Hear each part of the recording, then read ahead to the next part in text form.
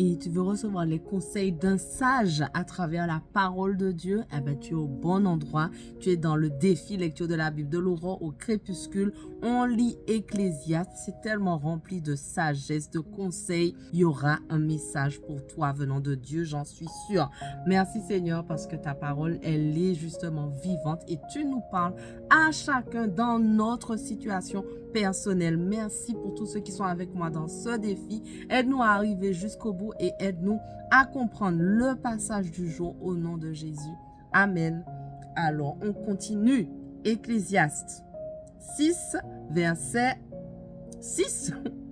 À quoi bon vivre 2 fois 1000 ans si on ne goûte pas au bonheur? Finalement, tous ne s'acheminent-ils pas vers un même lieu? L'homme ne peine que pour satisfaire ses besoins. Et pourtant, ses besoins ne sont jamais satisfaits. Qu'a le sage de plus que l'insensé? Quel avantage le pauvre a-t-il de savoir se conduire sur le chemin de la vie? Mieux vaut ce qu'on a dans la main que tout ce qu'on pourrait désirer par la pensée. Cela aussi est dérisoire. Autant courir après le vent. Ce qui a déjà été bien connu et l'on sait ce qu'est l'homme, il ne peut pas contester avec celui qui est plus fort que lui. Plus on multiplie les paroles, plus on fait augmenter la frustration. Et à quoi cela nous avance-t-il? Qui peut savoir en effet ce qui est bon pour l'homme pendant sa vie? Pendant les quelques jours de son existence dérisoire qu'il voit fuir comme une ombre, qui pourra lui révéler ce qui arrivera après lui sous le soleil. Ecclésiaste 7. Mieux vaut un bon renom qu'un parfum raffiné, et le jour de sa mort est préférable à celui de sa naissance. Mieux vaut se rendre dans une maison de deuil que dans celle où on festoie, car celle-là nous rappelle quelle est la fin de tout homme et qu'il est bon d'y réfléchir pendant qu'on est en vie. Mieux vaut la tristesse que le rire, car avec un visage triste, le cœur peut être content.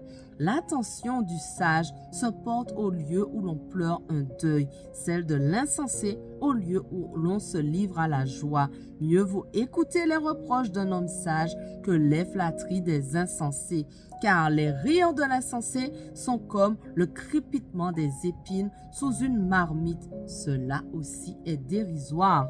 L'oppression rend le sage insensé et les cadeaux lui font perdre la tête. Mieux vaut l'aboutissement d'une entreprise que son début. Mieux vaut un esprit patient que prétentieux. Ne t'irrite pas trop vite, car c'est dans le cœur des insensés que la colère élit domicile. Garde-toi de dire « Comment se fait-il qu'autrefois les choses allaient mieux qu'aujourd'hui ?» Car ce n'est pas la sagesse qui te dicte une telle question. Waouh! Je redis ça.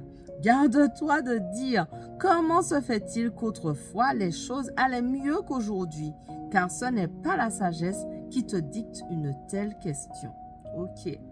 La sagesse vaut mieux qu'un héritage. Elle est avantageuse pour ceux qui voient le soleil. La protection qu'offre la sagesse est comme celle que procure l'argent. Mais la sagesse a un avantage. Elle fait vivre ceux qui la possèdent. Considère l'œuvre de Dieu. Qui donc pourra redresser ce qu'il a tordu? Au jour du bonheur, jouis du bonheur, et au jour du malheur, réfléchis, car Dieu a fait l'un et l'autre, si bien que l'homme ne peut rien découvrir de ce qui doit lui arriver.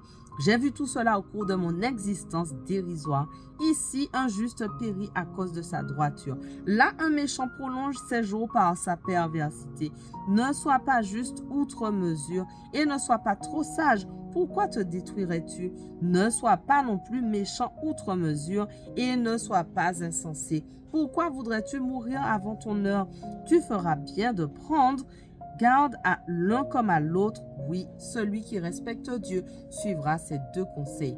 La sagesse rend un homme plus fort qu'une ville défendue par 10 capitaines. Il n'y a sur terre aucun homme juste qui fasse toujours le bien sans jamais pécher. Ne prête pas attention à tout ce qu'on dit, et si ton serviteur te dénigre, n'écoute pas, car tu sais bien qu'à plusieurs reprises, il t'est arrivé à toi aussi de dénigrer les autres. Tout cela, j'ai essayé de le comprendre par la sagesse en me disant, je veux acquérir la sagesse, mais elle reste loin de moi. La compréhension des choses est hors de ma portée. Elle est profonde, beaucoup trop profonde pour qu'on puisse l'atteindre. Mais je me suis appliquée de tout mon cœur à apprendre, à explorer et à rechercher la sagesse et la raison et à comprendre combien le mal est stupide et combien la stupidité est folie. J'ai découvert quelque chose de plus amer que la mort. C'est une femme dont le cœur est un guet-apens. Comment on dit ça? Un guet-apens? Oui. Et un piège, et dont les bras sont des chaînes. Celui qui jouit de la faveur de Dieu échappera à ses griffes, mais le pécheur s'y laissera prendre. Voici à quelle conclusion je suis parvenu, dit le maître, après avoir examiné ce que sont les femmes les unes après les autres pour me faire une opinion. D'ailleurs, je cherche encore et je n'ai pas trouvé. Sur 1000 hommes, j'en ai trouvé un, mais parmi toutes les femmes, je n'en ai pas trouvé une seule. Voilà la seule chose que j'ai trouvée. Dieu a fait les hommes droits, mais eux, ils ont cherché beaucoup de complications. Wow! Dieu a fait les hommes droits, mais eux, ils ont cherché beaucoup de complications. Il y a de la vérité dans ça. Est-ce que tu le vois? Ecclésiaste 8, qui est comparable au sage, qui sait analyser une situation. La sagesse d'un homme illumine son visage et fait disparaître la sévérité de ses traits. Obéis aux ordres du roi et à cause du serment prêté devant Dieu. Ne te hâte pas de lui retirer ton allégeance.